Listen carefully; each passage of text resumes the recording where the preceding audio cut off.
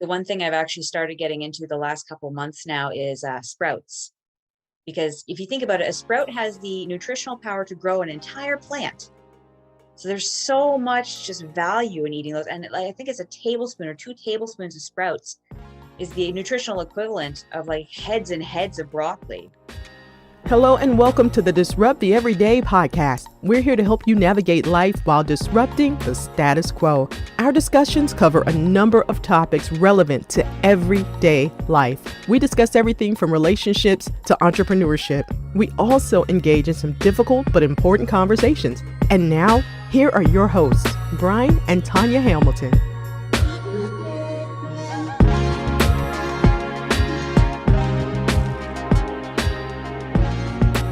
Welcome to episode 23 of the Disrupt the Everyday podcast. Today we're joined by Veronica White, and we'll be discussing nutrition. Some of the points we'll be covering is dietary measures for recovering from a stroke. We'll also discuss the rainbow diet and detoxing. Veronica, thanks for joining us today. And we'll actually jump right in by asking, who is Veronica White? For sure. So I worked admin for about a decade, actually. So I have a lot of background in that, dealing with people and everything. But then I realized that wasn't what drives me at all. And I really, really wanted to do something that I loved for a living. So I came up with this theory that I wanted to get paid to play with my food. And I thought that would be the best existence possible. Went back to school for holistic nutrition and then fell in love because this is just the healing power of food blows my mind. And so I started tuning into like, well, what can we do with that? So like whole foods, I have a big focus on whole foods and using the entire thing that nature gave us to get the most amount of nutrients. So I help people optimize their health by using things like a whole food diet, proper meditative focused breathing, stuff like that. You also experienced some health challenges. Can you talk to us about those and how that's impacted what you do today? Yeah, sure. My road to recovery is actually kind of interesting because it's absolutely what drove me to the career that I picked. So when I was 11 years old, I was diagnosed with something called an arteriovenous malformation. So an AVM, it's basically malformed blood vessels. So your blood vessels usually go arteries to capillaries to veins. And the capillaries are smaller blood vessels. They slow down the flow of blood and distribute it to the parts of your body. I had one connection where it just went arteries to veins. So there's nothing to slow down the blood, nothing to distribute it. So it goes hammering into the veins at a really high pressure. They can't take it. They go pop. This causes things like death, stroke, paralysis. So like I said, I had one buried in the middle of my brain. It was about the size of a small clementine, so 3 inches in diameter.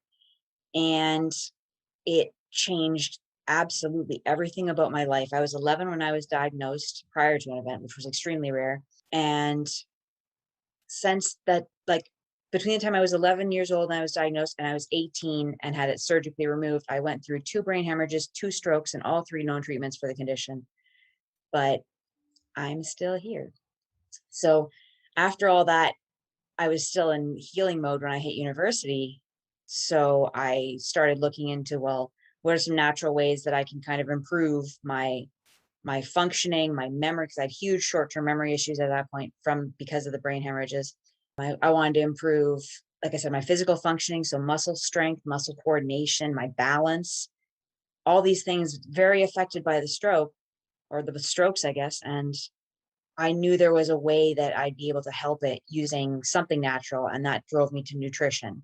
So I, a couple of years ago, went back to school for holistic nutrition. And now I am working on putting together a program for stroke and brain injury survivors to help them kind of maximize their recoveries. Veronica, would you be able to provide us with some dietary recommendations for people who are recovering from strokes and even just for brain health in general? My recommendations actually apply to just about everybody because anybody would benefit from them. So there is, so the Mediterranean diet, everyone's heard of the Mediterranean diet, right? So the Mediterranean diet is rich in vegetables and fruits, nuts, legumes, whole grains. They have fish and seafood as the primary sources of animal protein and really good quality extra virgin olive oil is the main source of fat. Wine is allowed in moderation. Poultry and dairy is also done in moderation, and red meat and sweets are rarely eaten. And then there is the DASH diet, which is similar to the Mediterranean diet in that it has you getting plenty of vegetables, fruits, and whole grains, along with beans, nuts, and lean animal proteins. But it also limits fats and added sugars. So what I recommend to people is called the MIND diet. Mine stands for Mediterranean Diet Intervention for Neurodegenerative Delay. Big words, just means it's basically an intervention to stop the breakdown of your neurons in your brain. Scientists develop it by combining features from the Mediterranean diet and the DASH diet and incorporating specific dietary strategies that have been shown to support good brain health. So I like to recommend it because I find it doesn't usually require someone to dramatically alter their ways of eating. And there's quite a few options for which foods you can choose from. Plenty of whole foods, fruits, vegetables, whole grains, beans and nuts, olive oil, fish, poultry. The difference about this type of diet is it recommends eating certain foods at certain frequencies. So for example, it calls for at least 6 servings a week of leafy green vegetables and at least 2 servings a week of berries, especially strawberries and blueberries. So you can consume the servings at any time you choose, but it's, like I said, it's a green leafy vegetables, at least 6 servings a week. So that means you're having a salad every day. Other vegetables, at least 1 serving per day. Nuts, at least 5 servings per week. Wine, 1 glass per day, recommended for good health. So it's just like you can make a real difference in someone's recovery with this, because by eating this way, you're providing your body with the nutrients it needs to do the whole recovery process. So it's interesting. I find when I'm eating properly and I'm feeling my body with good stuff, I have energy to go all day. But as soon as I add something with sugar in it, I crash really fast. My solution to that is I have devised recipes for all the snack cravings. They solve your snack craving, but they're a healthy fix. So say you crave potato chips, and most people do. Like it's that salty, crunchy, oily kind of, it's everything about a potato chip that people love. So what I tell people is if you have a box grater, like a cheese grater, one side typically has just the lines. It has like 3 or 4 lines. If you take a potato and you just grate that on that side of the box, you end up with scalloped potato style potatoes. So then you can toss those with some olive oil, black pepper, and roast them in the oven. You end up with healthy potato chips, and they've got healthy omega-3s from the olive oil. They've got fiber from the potatoes. And it's a sweet potato, so it's got a ton of nutritional value that regular potatoes just don't have. And that solves your chip craving. And if you crave sweet stuff, then you could do like chia pudding and I put cacao nibs in it, which tastes just like a chocolate chip, but has a way lower glycemic index, or less hit of your blood sugar. And it solves that sweet craving. There's a solution for everything. Yeah, I like that. It's so true. There is. And it's all about, I guess, planning ahead, right? People always say when it comes to the whole eating, planning ahead, right? Because when you get hungry, what do? You reach for the quickest thing. Yeah. So if you have those sweet potatoes already shredded and ready to go, or your yogurt and stuff like that, then you can just grab that from the fridge. My right? best advice for that, if you're drawn to grab the sweet things, just don't keep them in your house. I know it sucks to live in a house that has no junk food, but if that's what it takes, like you don't have to do it forever. I had to do that to break my junk, because I had a junk food like addiction, just given growing up with a very large family, and all like we got takeout, we had chocolate bars in the kitchen, and it's just like I didn't want to do that as an adult anymore. So I just eliminated it entirely from my environment. And my boyfriend complained for a couple of weeks, but I've reintroduced some stuff, and a lot of it, what you can do is just make it yourself. So if you want to get rid of that bag of Chips Ahoy cookies, bake cookies yourself. You can use less sugar or no sugar. You can put way more fiber in it and less chemicals. So true. Okay. Yeah. So I guess one of the major focuses anyways, is just really focusing on those, focusing on staying away from the processed foods and really getting that more fresh, or I guess maybe even like the flash frozen stuff, to make sure that you're getting good quality food.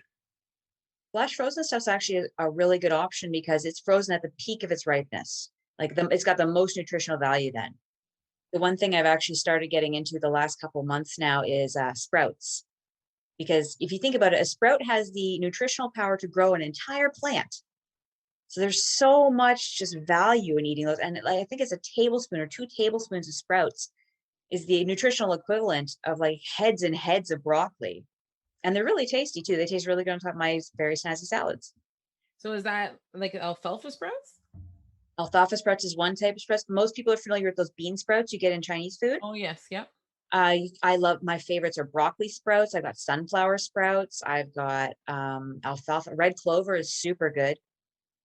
And so obviously are you getting that Farm Boy, some of that stuff probably not at a, You can regular get grocery store. sprouting seeds at like I know Healthy Planet sells them, like Oh, any health food store, any organic market. Some grocery stores, some garden centers will sell them. You can order them online too. I really fully recommend sprouts. So as far as if you want nutritional stuff and energy, the energy you get from them, like wow, I've never found something that's quite that like really. I don't even think there's a word. Enlivening is kind of what comes to mind. You know what I mean? Mhm. Awesome. Now, is there anything in terms of, yeah, like I know junk food's kind of obvious thing that we want to stay away from, but is there anything that I guess gets the reputation for being healthy, but really isn't necessarily good for you? Okay, so you know how like there's branding for different products, Yes. and a lot of them, like those frozen dinners, for example, they are a great example because my family has bought these frozen dinners because they say healthy on the package. So I took the package from them, I turned it over, I showed them the ingredients list, and I was like, okay, look at this ingredient list. Show me one real food in that list. And they're reading and they're like, well, sodium is a real food, right? I'm like, yeah. But if you look at the nutrition table, this one meal gives you 200% of your recommended daily sodium. You can't have any salt for 2 days. Like that's not, and a lot of these frozen meals are marketed as healthy or as like the big thing now is the keto friendly. And like, you really got to watch what's going into that. So if you are keto, great. I'm glad that's working for you. But like watch your fats, make sure you're eating the right kind and the right amount at the right times. Make sure that you're getting enough fiber on top of that. Because that's the problem a lot of people on keto have is they're not getting the fiber they need because they're not eating all the vegetables they once were. My best advice for if you want to know where the healthy foods in the grocery store are, just stick to the edges. for Mhm. sure. Stick to the perimeter of the store. That's the whole grains, fruits, vegetables, dairy if you're into that, but all the alternative milks as well. It's got the meats, it's got the fish, it's all around the border of the store. The middle aisles are usually processed stuff and stuff you really don't need. Like you can go there to get rice and pasta, but you don't need processed stuff in your life. You can do most stuff from scratch pretty reasonably, and it actually is not as hard. It doesn't take as long as so many people think. It's quite easy. One of the other areas we wanted to talk about today is the rainbow diet. What is the rainbow diet? Can you unpack that for us? The way the rainbow diet works, it basically is exactly what it sounds like. You eat the rainbow. Nature gave us foods of all different colors, all different nutrient profiles, and it's kind of amazing the way that they all work together. Plants contain different pigments caused by the phytonutrients that are inside of them. So they're plant nutrients, and different colored plants are linked to higher levels of specific nutrients and health benefits depending on what the color is. So eating more fruits and vegetables, always a good idea. Eating a variety of them and a variety of colors will give you way more nutritional benefit bang for your buck. So there's a ton of different benefits about phytonutrients. There's been a bunch of different randomized controlled trials, like scientific trials, which I find really fascinating because I'm into the science end of things. And they look at like what the nutrients do and where they're from. So things like beta carotene, for example. Beta carotene is found in a lot of orange colored foods. So carrots, you're here to eat carrots because they're good for your eyes. What we're not actually told is that's the beta carotene that's good for our eyes because it helps the retina. And it's just amazing like that. So some of them are grouped together because they have the same benefits. If we start at the bottom, we start with red, right? That's got huge anti-inflammatory benefits. It's a great antioxidant. It may help lower your risk of heart disease and certain cancers, may help reduce sun-related skin damage. Like it's really good. Red foods are also linked to the root chakra. So they're very grounding. So say you go through something like a really messy breakup, your stability's been ripped up from under you, nothing is certain anymore. Eating red foods might be beneficial because a lot of people find them to be very grounding. They help you feel more centered and focused. Also good if you have a test coming up. Yellow and orange are two of the ones that like I said, are grouped together because they're both really anti-inflammatory, also antioxidants. They support eye health. They may help lower your risk of heart disease and cancer as well. Green foods, my favorite, because like leafy greens are just everything to me. Again, hugely anti-inflammatory. You'll notice that with all these foods, pretty much. They're anti-inflammatory is like one of the taglines you'll notice that apply to most fruits and vegetables. Again, a huge antioxidant. Cruciferous vegetables in particular may be really helpful for lowering the risk of cancer and heart disease. Things like cabbage, Brussels sprouts, asparagus, that's really great. Blue and purple, they're linked together. You got an anti-inflammatory again, antioxidant. It may help improve your brain function. And so that's because your third eye chakra and your crown chakra are associated with blue and indigo and violet. So like those colors. So it's really amazing how that all ties together. Blue and purple foods, so they may help your brain function. They may also help lower your risk of heart disease, neurological disorders, type 2 diabetes, and certain cancers. And I just want to point out, I'm not making health claims or saying they will absolutely help you, but studies have shown, and I can point you towards the studies if you like, there is a benefit to using these type of foods. Interesting thing, dark red foods have a slightly different nutrient profile. They may help support athletic performance through increased oxygen uptake. So they help your body use oxygen more effectively. They may also help lower the risk of high blood pressure, heart disease, and certain cancers. So that's a really beneficial thing to know. If you're prone to having something like high blood pressure, heart disease runs in your family, eating dark red foods may be more beneficial for you. And even white and brown foods have nutrients, so they're paired together again. Anti-inflammatory, they're antioxidant. They may help lower the risk of heart disease, colon cancer, and other cancers. So it's just kind of amazing to see how we can kind of group these nutrients together based on the color of the food, and that there's that kind of commonality. For sure. So raw food or cooked? I know I hear a lot of times, obviously, when you cook your vegetables, you lose some of the nutrients. So what do you recommend for that? It's going to actually, what I'm going to answer this with is what I recommend to everybody I talk to. And that is, your nutrition and your health is completely unique and individual to you. So it's going to be different for everyone. Some people would really benefit from a raw food diet. Like, for example, smoothies, juices, that works really well for people. If you look at what's called your Ayurvedic constitution, that basically Ayurveda is like the study of life and how to balance it. So it groups people into these 3 constitutions depending on their body type. So a Vata type is very like thin, very frail kind of structure to their body. They benefit not from those juices and smoothies, but like warmer foods, so like soups and stews. It's all about bringing balance. Raw is good for people who have, like, it's called one of the other constitutions is Kapha, because Kapha is heavy, slow, cold. So they benefit from the lighter kind of juices and stuff. But for some people, cook it. I like cooked foods personally. And what about the sugar intake? So like, obviously it's the natural sugar in your fruits and like carrots and stuff like that. What do you suggest for that in the intake, I guess, the amount? Is there a limit? There is absolutely a limit, and it's different for everyone, but your body will tell you how much is too much. The best thing, if you want to look up foods that are easier to balance your blood sugar with, look up the glycemic index. Every food has a glycemic index, and that basically tells you how fast it's going to spike your blood sugar. So things with a high glycemic index, like white sugar, really high glycemic index, it's going to spike your blood sugar pretty hard, and you're going to have a crash afterwards. Whereas even a banana's got a pretty high glycemic index. Things that aren't as high on the glycemic index scale, so like greens are kind of in the middle to low end, those are really great for balancing. But like I said, it's different for everyone. Some people really need that extra boost of the sugar, and some people just don't.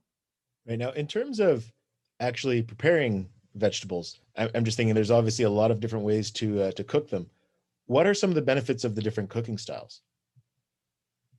Flavor is my first one I go for, because I'm all about that flavor, and there's so much you can do with it. So if you take something and you braise it, for example, like if you take celery root and you braise it and cook it that way, then you're going to have a completely different flavor. If you take that same celery root and you roast it, this has a lot to do with the temperature, brings out different sugars in the food. So like a higher temperature will caramelize those sugars and make you have a more like a golden syrupy taste. And it's really good. But different cooking techniques are good for different purposes. Cooking in like a stir fry in a wok, the shape of the pan helps to concentrate the heat on the entire surface, and the food cooks more evenly, so you can cook it faster, which is great for Asian style restaurants where they have to turn out the food really super duper fast. Okay, so you talked to us about the rainbow diet. Now can we focus on the spring diet / detox? Spring is a season of renewal, rebirth, and new life, basically.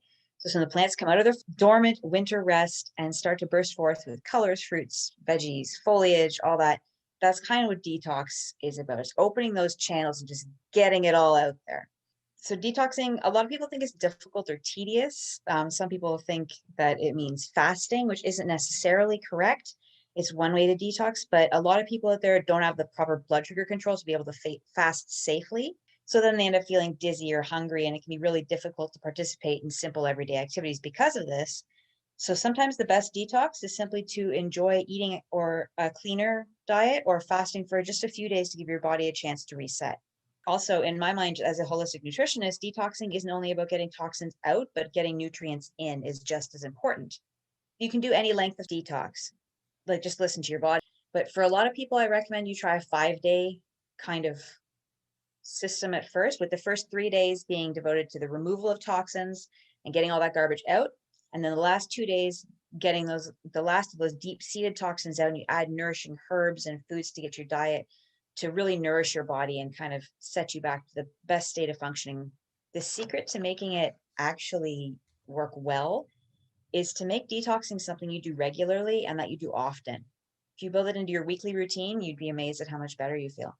To really effectively also do a detox, it's a good idea to do it in a way that is least invasive to your lifestyle. So try to complete it in the 5-day period between Monday and Friday. You don't want to be trying to do that on the weekend, because that's just, why make it harder on yourself, right? Important things to remember before starting. Be prepared. It's a good idea to have a few healthy snacks prepared ahead of time so you can be ready for the hiccups in your plans and changes in your schedule. So think of things like veggie sticks with hummus, homemade pita crisps with chili powder. It's a really healthy option. You can make them yourself for like mere pennies. You can do freshly baked sugar-free zucchini bread. Eliminating junk food inside your home is very helpful, because if it's not there, you don't have the chips or the chocolate bars or the cookies as a snack option. It makes it a lot harder to eat them. So before you undertake a detox, do a kitchen detox. Like, take those junk foods, get them out. You can always buy them again afterwards if you really need to, but I find with a lot of people, once they get that detox done and they feel really like they're eating cleaner and they're feeling better, they don't even want the junk food anymore. Drinking lots of water is super duper important. We're supposed to drink 6 to 8 glasses a day anyways. Avoiding plastic bottles is a good idea. There's a lot of water available at stores in glass bottles these days. You can get a Brita pitcher. I have a Brita pitcher. Adding a squeeze of citrus also helps with the detox process. And if you add a tiny pinch of sea salt, it'll add those trace minerals we all hear about that we need, that not everyone gets enough of. For a detox, it's really great to eat in season.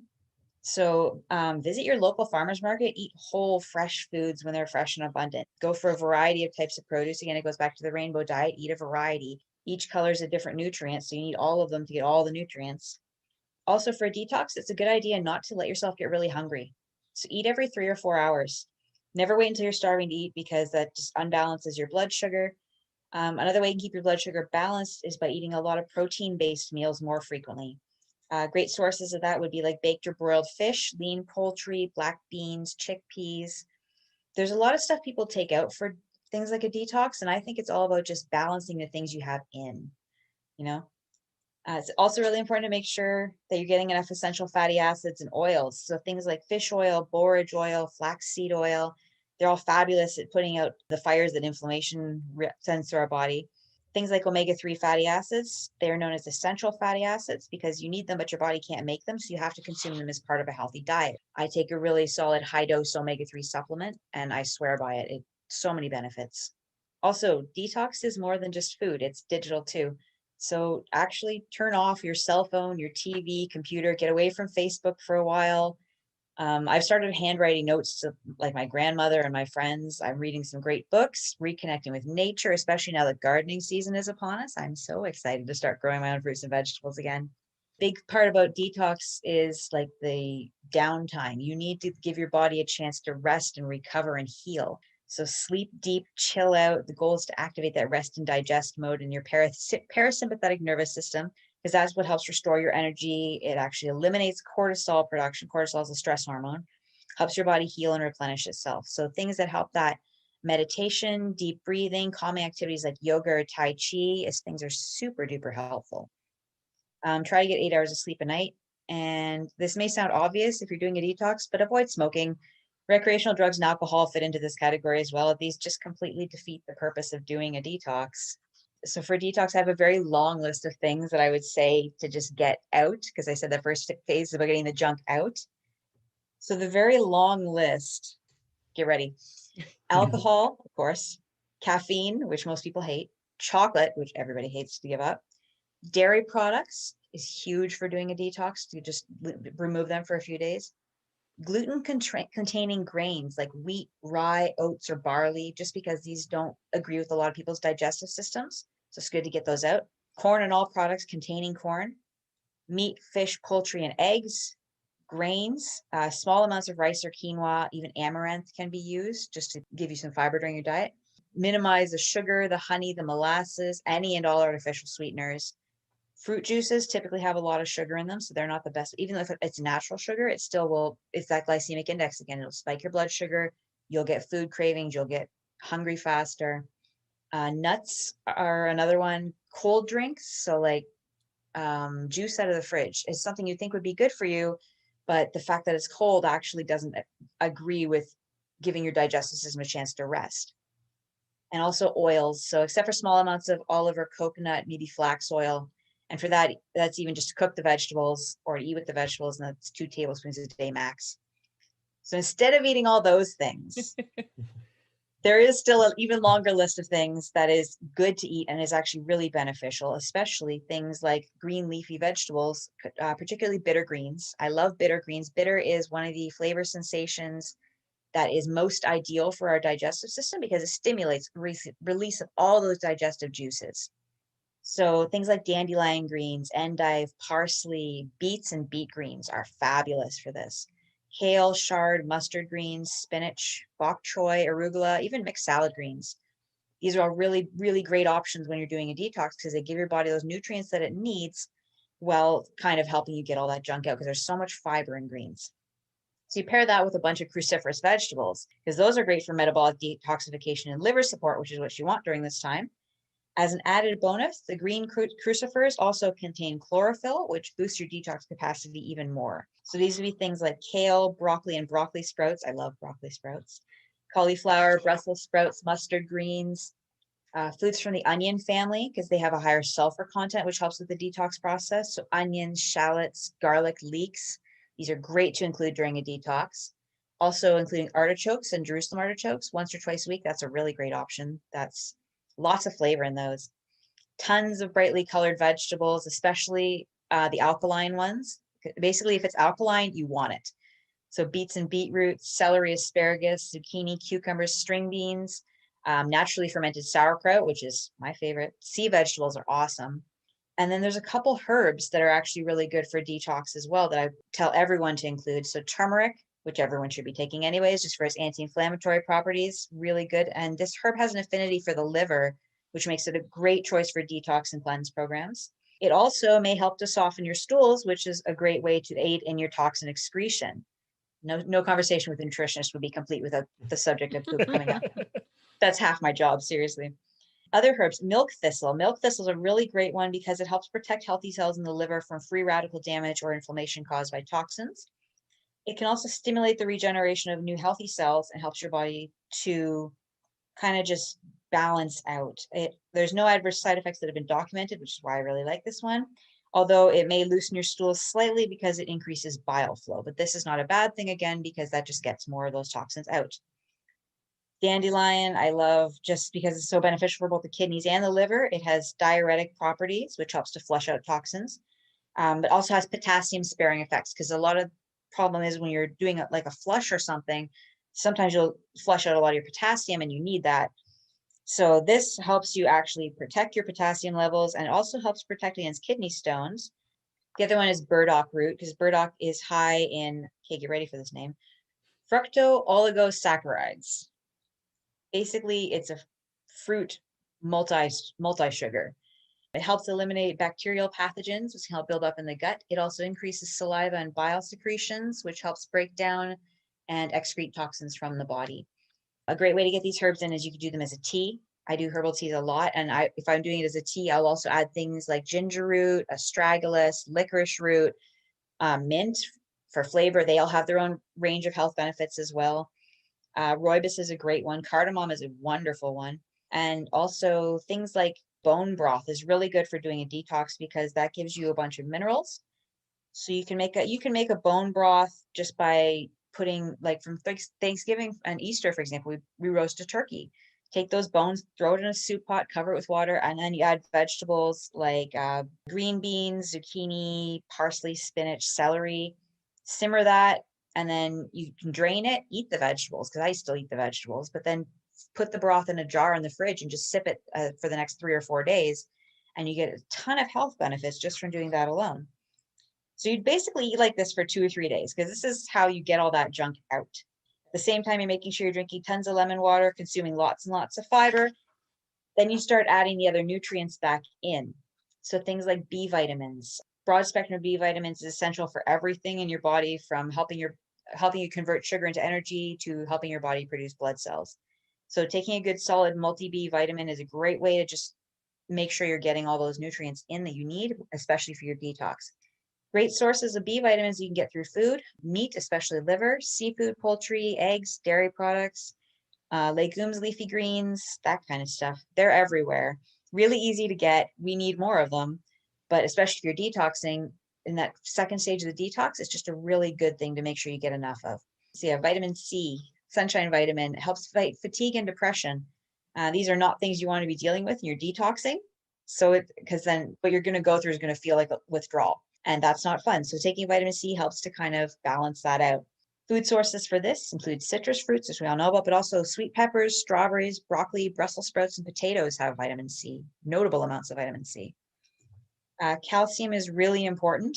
The calcium supplements work best if you're also getting plenty of vitamin D, so make sure to get some sunshine.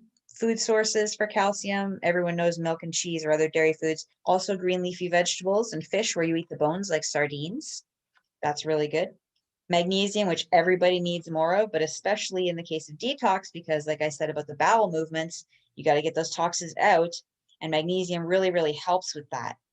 Helps relax the muscles in your digestive tract, while also helping the stool to slide through the intestines. So you won't get backed up, toxins will be removed, you will feel better. Food sources of magnesium, green leafy vegetables like spinach, also legumes, nuts, seeds, whole grains. Protein is important during a detox, especially during the second phase, because those amino acids that you get, they're the building blocks of protein. They're used to help rebuild damaged cells and rebuild neurotransmitters in the brain to create healthier connections. So by clearing out the old, quote unquote, dirty proteins and replacing them with cleaner new proteins after you have detoxed for a few days, it's amazing how much better you'll feel and function. Food sources of protein, lean meats, poultry, fish and seafood, eggs, dairy products like milk, yogurt, cheese. All this stuff can be found through a Google search. And I actually, for food sources of different nutrients, Google's actually a pretty good option. It's a good idea to take a really solid multivitamin during a detox, just to make sure that your body's getting all those nutrients that you need. And one thing I'd actually say is really important is avoid commercial detox products, because your body is quite capable of cleansing and renewing itself given the right nutrients. You just don't need these fancy products to help accomplish that goal, and then you're paying a lot of dollars for something that's might or might not work. So I have like a shopping list for a 5-day detox, and it basically is a list of all the fruits, supplements, vegetables that you would need to get through this successfully. And it's actually really simple. So things like mangoes, green apples, pineapple, bananas, blueberries, raspberries, lemons, and limes. That's it for the fruits. Everyone can handle that. Veggies that are important: spinach, kale, avocado, cucumbers, lots and lots of celery. Celery is great. It has, they call it negative calories, because your body will burn more calories digesting the celery than it will actually get from eating the celery. So it's a really good diet food, really good detox food. It's also got a really high hydration level, lots and lots of water. So it's really great for you. Supplements that would be important during a detox would be like a good probiotic, because that's just going to help your body to process all that food that you are eating in a better, more effective way. Like I said, a multivitamin is important, and an omega-3 supplement, which everyone should be taking anyways.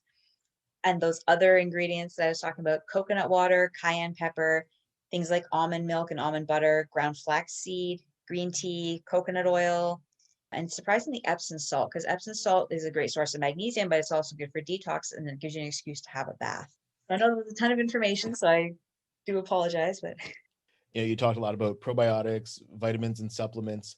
I guess what's some of the importance with probiotics, just to give context for everyone? And also, what are some of the vitamins and supplements that you recommend? Because I know it's difficult for us to get everything that we need from the food that we eat. Definitely. Probiotics are basically our live gut bacteria. So a lot of people don't know, but we are actually more bacteria than we are human. And a lot of that is in our gut, especially in the intestines. So our diets, in like the standard American diet, it's sad, called sad for a reason. It's very, very highly acidic. It's got a lot of processed foods. It's got a lot of sugar. It's got a lot of fats, like unhealthy fats, like trans fats. So none of that is good for that gut bacteria. And if we don't want it to all die off, and then we'll have huge digestive problems, dysbiosis, you could get like a lot of worse things even. You just need to replenish that good gut bacteria. So things like sauerkraut, which is a fermented food, things like kimchi, these are really great ways to kind of replenish that good gut bacteria. It just helps your digestion run better. And vitamins and supplements, there's a lot of really great brands out there. And I don't like to drop brand names because I don't like to play favorites. But what I tell people is if you're choosing a supplement, if you are going, say you're going and looking for a multivitamin, and there's like tons of multivitamins out there, but don't choose it based strictly on the price tag. Don't get the cheapest one because you say, I'm just trying to save money. This is an extra for my health. It's not necessary.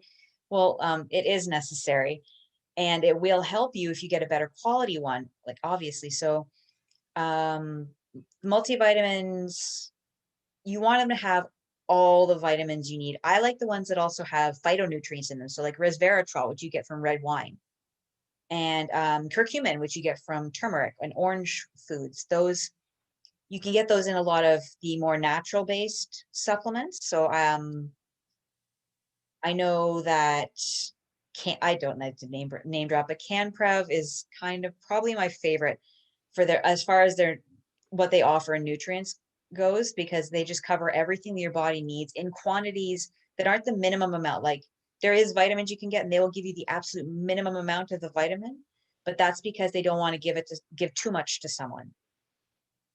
But there's a big difference between what is minimum amount, what is too much, and what is not enough. Like there's just such, it's so variable, right? So you got to listen and know your own body. That's what it comes down to. Nice. So you told us all about the spring detox, which is some great information there. I always like to know the full benefit before I start something. So can you wrap it up with, I know you did share some of the benefits, but just in conclusion, the benefits of doing the spring detox to get me on the ball. Honestly, the benefits is just think of it like your car windshield. Everybody's car windshield gets dirty as you go through the days and the weeks. And how difficult does it eventually get to use that car windshield? So if you keep it clean, keep your diet clean, keep your body clean, you'd be amazed at how much easier it is to use your body, how much easier it is to move, how much easier it is to get things done. And that's what I tell people when it comes to a detox. I know it's going to be a lifestyle change, but it's only a few days. It will be extremely beneficial for most people. And just like I said, don't overdo it. There's a lot of us professionals out there that know how to do this. We've been trained in how to do this. So come ask us questions. We all have answers. Perfect. Awesome stuff. Now, I actually had one more thing I wanted to ask about. I know there's a lot of talk about salt. A lot of us have way too much salt in our diets, but you also mentioned sea salt earlier. So I guess what are kind of some of the benefits of sea salt, and, and just as far as salt consumption and the type of salt we should be using, what are your recommendations? For sure. So the trouble with salt is commercial salt is typically that white iodized table salt. So what that actually means is they strip it. They take all the minerals out of the salt, like all these trace minerals that are so good for you. And then they put the iodine back in because people were iodine deficient back in the day. So they started putting that into the salt to get people to have enough. And then they just kept it. And iodized table salt isn't the best because, like I said, it's missing all those other minerals. So if you get something like everyone's into this Himalayan pink salt, which is a good one. It's pretty good. It's got a lot of those trace minerals. getting a really good quality Celtic sea salt, that seems to be what jives the best for me. Plus the flavor, it's there's no comparison between white table salt and a really good Celtic sea salt. And if you want to flavor your food, you'll need like literally a pinch of that, and it's just a beautiful thing. Good to know. We do the Himalayan. Now, in terms of, just all the things that you're working on, is there anything that we should be looking forward to from you in the months to come? I have been actually trying to put together a program for stroke and brain injury survivors. So I've been trying to put together this program. It's probably going to be about 6 weeks long. It's all going to be done virtually because COVID and just easier for people, and I'll have more reach this way. It's going to be all about balancing the body out, using things like the rainbow diet and using things like the whole foods and whole breaths and the right type of fitness to kind of regain things you lose due to a stroke or brain injury. So like memory functions, energy, physical functions even. So I'm taking a long time to put this together because I really want it to be amazing and I want it to help the most people. But that's a tall order, so it's taking a while. Oh, it's good to look forward to, that's for sure. Thank you very much, Veronica. It's some great information there, and I appreciate you making the time today. Thanks for having me on. Thanks for listening to the Disrupt the Everyday podcast. For more ways to listen, connect with us on social media. To be a guest or to partner with us, check out our link tree at Disrupt the Everyday. Join us next time for more ways to disrupt the everyday.